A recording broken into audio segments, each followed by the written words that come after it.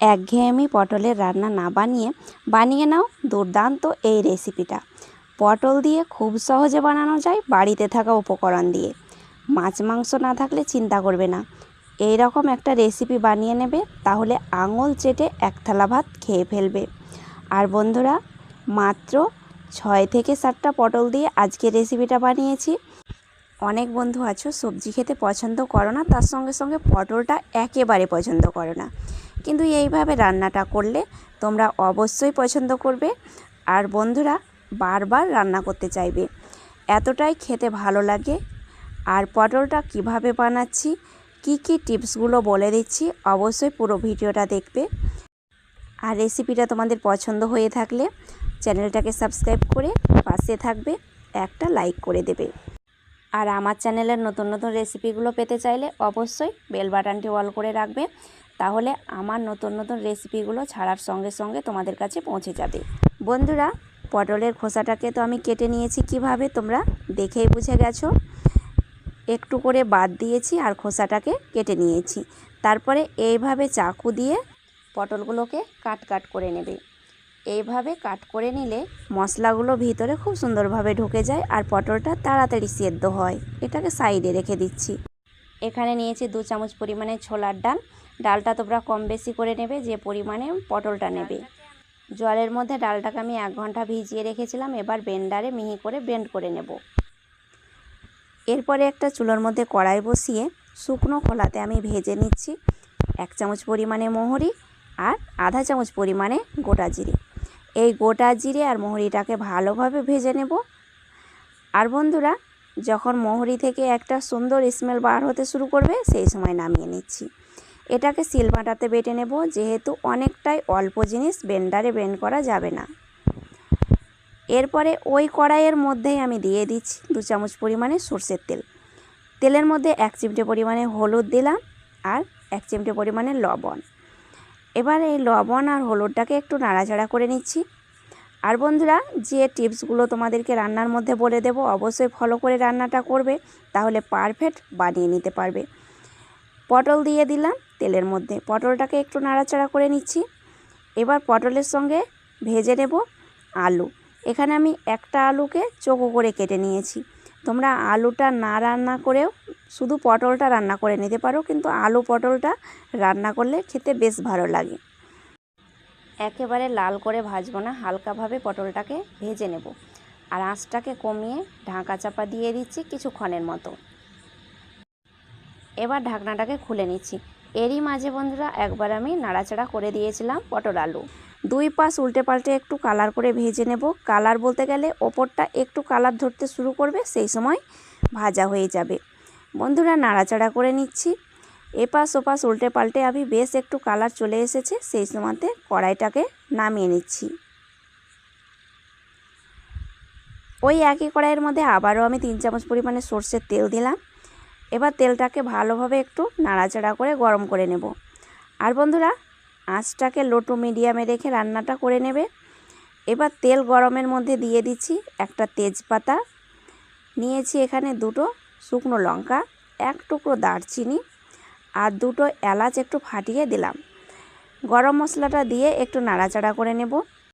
গরম মশলাটাকে একটু ভালোভাবে নাড়াচাড়া করে নিচ্ছি। তারপরে দিয়ে দিচ্ছি 1 চিমটে পরিমাণে হিং যোগ করে দিলাম। আর বন্ধুরা, হিংটা দিলে তরকারির স্বাদটা খুব ভালো লাগে খেতে, আর তার সঙ্গে হজমের কাজ ভালো করে। হিংটাকে তেলের সঙ্গে ভালোভাবে নাড়াচাড়া করার পরে দিয়ে দিলাম 1 টুকরো আদা গ্রেট করে আর 2টো কাঁচা লঙ্কা। আদাটাকে তোমরা বেটেও অ্যাড করতে পারো, আমি গ্রেটারে গ্রেট করে অ্যাড করেছি। ঝালটা তোমরা কম বেশি করে নেবে। চাইলে তোমরা 1খানা টমেটো এই সময় কুচি করে অ্যাড করতে পারো। আদা ভাজা হয়ে গেছে। এবার দিয়ে দিচ্ছি আধা চামচ পরিমাণে লবণ দিলাম, আধা চামচ পরিমাণে হলুদের গুঁড়ো, আধা চামচ পরিমাণে ধনে গুঁড়ো, আর নিয়েছি আধা চামচ পরিমাণে কাশ্মীরি লাল লঙ্কার গুঁড়ো। এতে কালারটা খুব সুন্দর আসবে, রান্নার ঝাল হবে না। এবার সামান্য পরিমাণে জল দিয়ে মশলাটাকে একটু ভালোভাবে কষে নেব। আর বন্ধুরা, মশলা থেকে তেলটা খুব সুন্দরভাবে ছেড়ে দেবে, তখন বুঝে নেবে মশলাটা ভালোভাবে কষানো হয়েছে। বেশ একটু জাল করে নেওয়ার পরে দেখো মশলা থেকে তেলটা ছেড়ে দিয়েছে। এবার আমি আবারও নাড়াচাড়া করে দিয়ে দেব ডাল। ডালটাকে আমি ব্লেন্ডারে ব্লেন্ড করে নিয়েছিলাম মিহি পেস্ট করে। সামান্য পরিমাণে জল দিয়ে ডালটাকে বেটে নিতে হবে, তোমরা শিলনোড়াতেও বেটে নিতে পারো। এবার মিক্সিং জারের মধ্যে কিছু পরিমাণে জল দিয়ে আবারও রান্নার মধ্যে দিয়ে দিচ্ছি। আর বন্ধুরা, ডালটা কষাতে হলে কিছু পরিমাণে জল অ্যাড করবে, কেননা নাড়াচাড়া করতে করতে জলটা টেনে নেবে। বেশ একটু মশলাটার সঙ্গে আমি ডালটাকে কষে নিয়েছি, দেখো খুব সুন্দরভাবে। এবার আমি পরপর মশলাগুলো অ্যাড করে দেব। আর অবশ্যই বন্ধুরা, ডালটা দেওয়ার পরে একটু নাড়াচাড়া করে নেবে 1-2 মিনিট মতো। এবার যোগ করে দিচ্ছি 4 চামচের 1 চামচ পরিমাণে মৌরি আর জিরে ভাজা গুঁড়ো। আগে যে আমি শুকনো খোলাতে মৌরি আর জিরেটাকে ভেজে নিয়েছিলাম, সেটা শিলবাটাতে বেটে নিয়েছি। 1 চামচ পরিমাণে অ্যাড করে দিয়ে ভালোভাবে মশলার সঙ্গে কষে নেওয়ার পরে দিয়ে দিচ্ছি আলু আর পটল ভাজা। আলু আর পটলটাকে এবার মশলার সঙ্গে কষে নেব। আর বন্ধুরা, যে কোনো রান্না যত বেশি কষানো যাবে স্বাদটা ততই ভালো লাগবে। ভালোভাবে নাড়াচাড়া করে মশলার সঙ্গে বেশ 2 মিনিট মতো কষে নিলাম। আর দেখো বন্ধুরা, অনেকটাই গ্রেভি ঘন হয়ে গেছে আর ভালোভাবে কষানো হয়েছে। এবার আমি দিয়ে দেব পরিমাণ মতো জল। জলের পরিমাণটা তোমরা অবশ্যই ঠিকঠাক রাখবে, যেন সেই জলের মধ্যে আলু পটলটা পুরোপুরিভাবে সেদ্ধ হয়। এখানে আমি গরম জল ব্যবহার করছি, তোমরা ঠান্ডা জল ব্যবহার করলে এভাবে খুন্তির মধ্যে জলটা দিয়ে ভালোভাবে নাড়াচাড়া করে নেবে, এতে অনেকটাই জল গরম হয়ে যায়। আর বন্ধুরা, পারলে তোমরা অবশ্যই গরম জলটা অ্যাড করার চেষ্টা করবে, কিন্তু হাতের কাছে আমাদের সব সময় গরম জল থাকে না। এবার পরিমাণ মতো জল দিয়ে ঢাকা চাপা দিয়ে দিচ্ছি আলু পটল সেদ্ধ হওয়া পর্যন্ত। আমি বেশ কিছুক্ষণ মতো জাল করে নিয়েছি, আলু পটলটা ভালোভাবে সেদ্ধ হয়ে গেছে।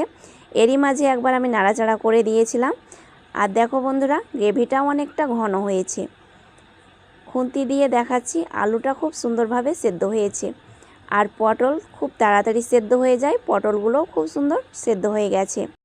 আর গ্রেভিটা এরকম রাখার চেষ্টা করবে, যেহেতু ডাল দিয়ে বানিয়েছি তাই অনেকটাই ঘন হয়ে যাবে নামানোর পরে। এই রান্নাটাকে খুব ঘরোয়া পদ্ধতিতে আমি দেখিয়েছি, কিন্তু একদম স্বাদটা হোটেলের মতো।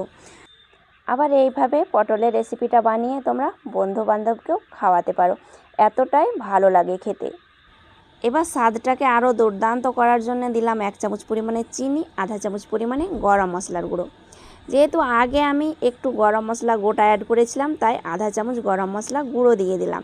চিনিটা দেওয়ার কারণ হচ্ছে স্বাদটা খুব ভালো লাগবে। আর বন্ধুরা, এ সবজি বলো যে কোনো রান্নাতে একটু চিনি অ্যাড করলে স্বাদটা একেবারে চেঞ্জ হয়ে যায়। পুরোপুরিভাবে রান্নাটা রেডি। এবার পরিবেশন করছি। এই লোভনীয় রেসিপিটা কেউ মিস করবে না বন্ধুরা, একদিন হলে বাড়িতে বানিয়ে খাবে, দেখবে একদিন বানিয়ে খেলে বারবার ইচ্ছে করছে বানিয়ে খেতে। এই দুর্দান্ত স্বাদের রেসিপিটা গরম গরম ভাত, লুচি, পরোটা যেটার সঙ্গে খাবে খুব ভালো লাগবে। অবশ্যই বন্ধুরা, একদিন হলেও বাড়িতে বানিয়ে দেখবে। আজ তাহলে এই পর্যন্তই, আবার আসছি নতুন রেসিপি নিয়ে। ভালো থাকবে, সুস্থ থাকবে। এতটা সময় ধরে ধৈর্য ধরে ভিডিওটা দেখার জন্য ধন্যবাদ।